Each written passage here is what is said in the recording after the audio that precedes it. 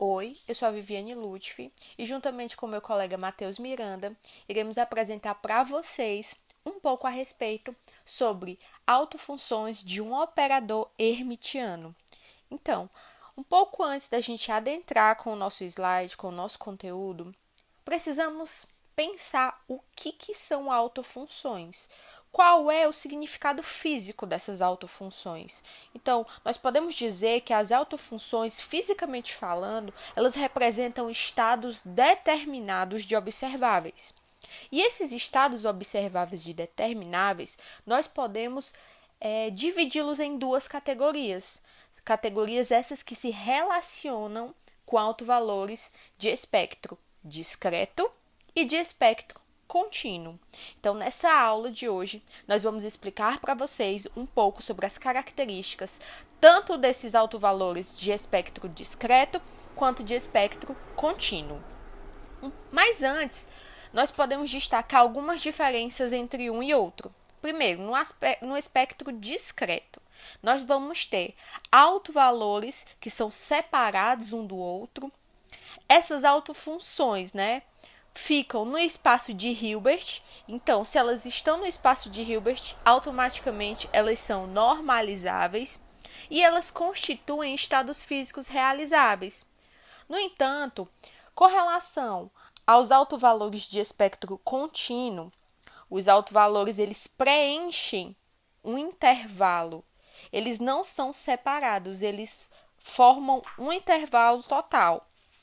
As autofunções elas não são normalizáveis, isto é, elas não estão presentes no espaço de Hilbert. E por elas não serem normalizáveis, elas também não representam um estado físico de uma partícula, diferentemente do espectro discreto, que elas representam.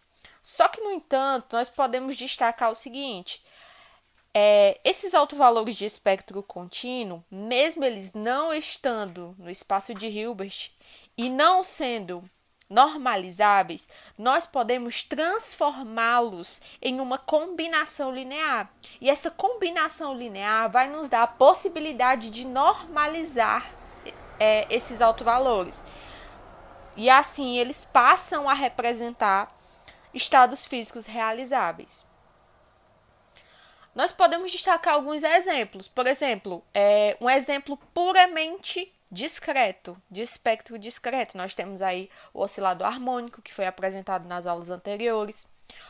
Um exemplo genuinamente contínuo, o exemplo da partícula livre. E nós temos um exemplo que é uma combinação das duas características, tanto do espectro discreto quanto do contínuo, que é o poço quadrado finito. Em relação ao espectro discreto, ele possui três propriedades. Essas propriedades são essenciais para que nós possamos compreendê-los da melhor forma possível.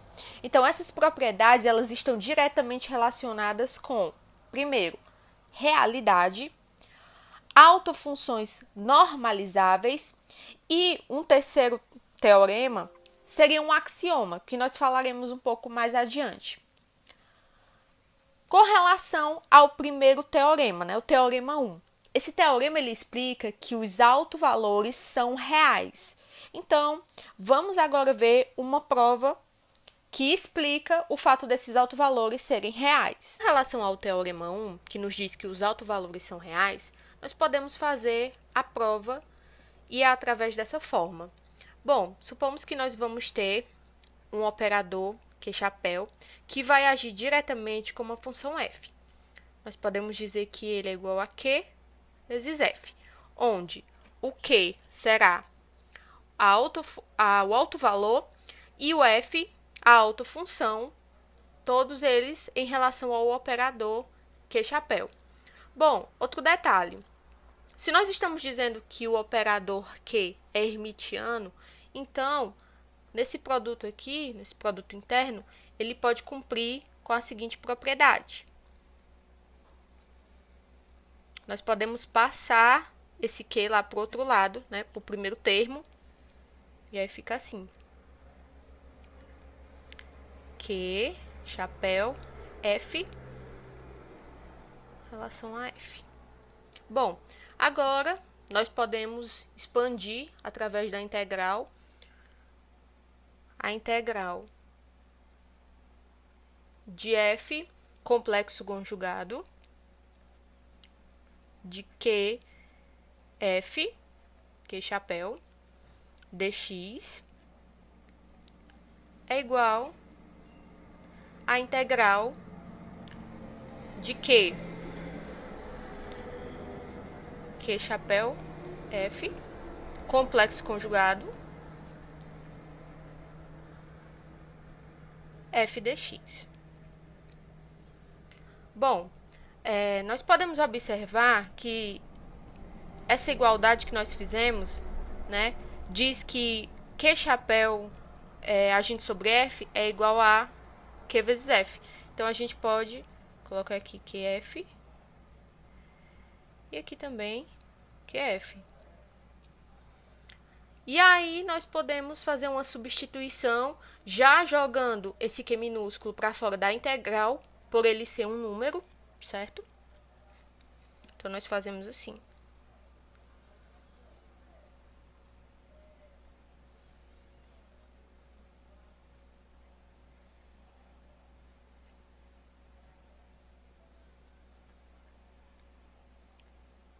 Q complexo conjugado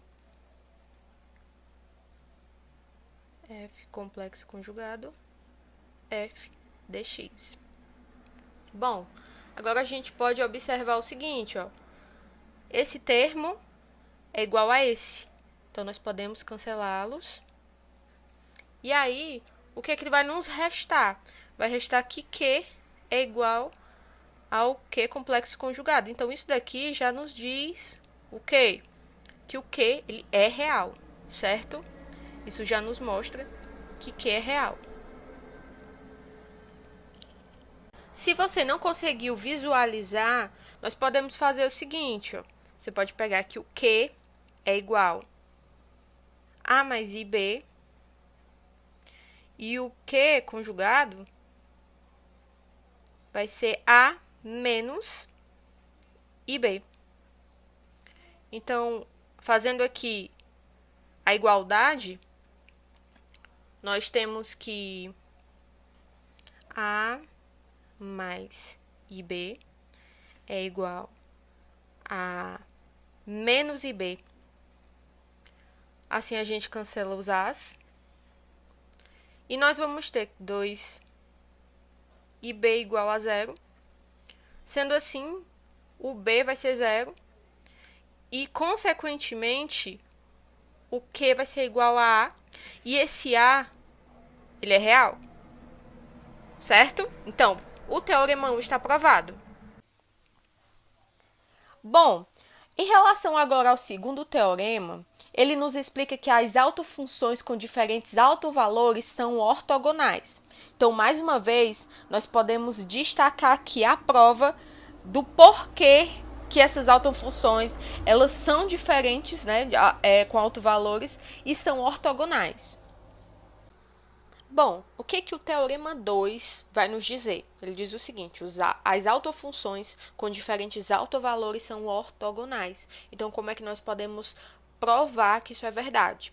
Bom, primeiramente, vamos utilizar mais uma vez o operador Q-chapéu. E esse operador, né, ele vai agir sobre autofunções f e g, certo? Cada uma dessas autofunções tem seu autovalor.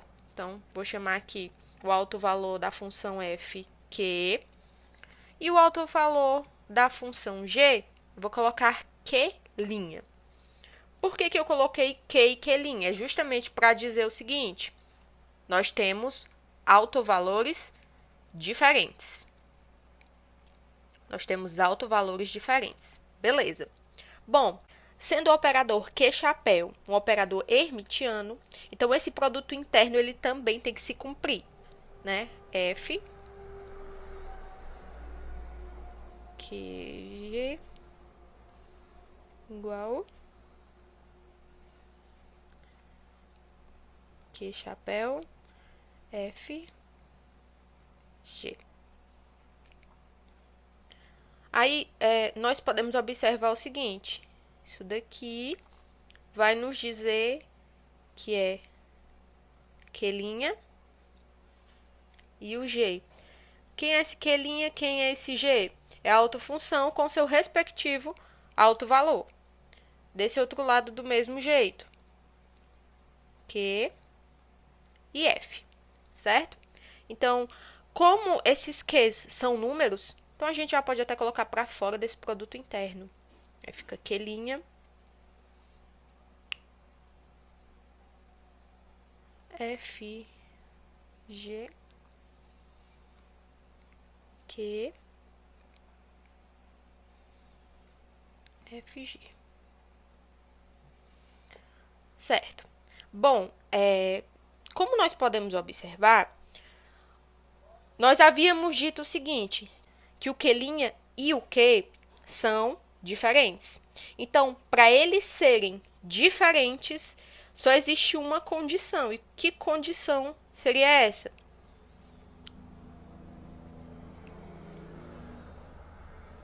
Que F, G é igual a zero. Então, se isso daqui é igual a zero, então essas funções f e g, elas são ortogonais, certo? Por último, nós temos o teorema 3. Esse teorema 3, segundo Dirac, ele caracterizou como um axioma. Por quê? Porque, na verdade, não é possível, assim, não há uma facilidade para fazer uma prova, né? Para provar essa ideia. No entanto, é uma ideia que ela é essencial dentro da mecânica quântica, que está diretamente relacionada com o espaço de n dimensões e não para infinitas dimensões. Isso, o que explica esse axioma, né? Ele explica que qualquer função no espaço de Hilbert, ela pode ser representada por uma combinação linear das autofunções desse operador.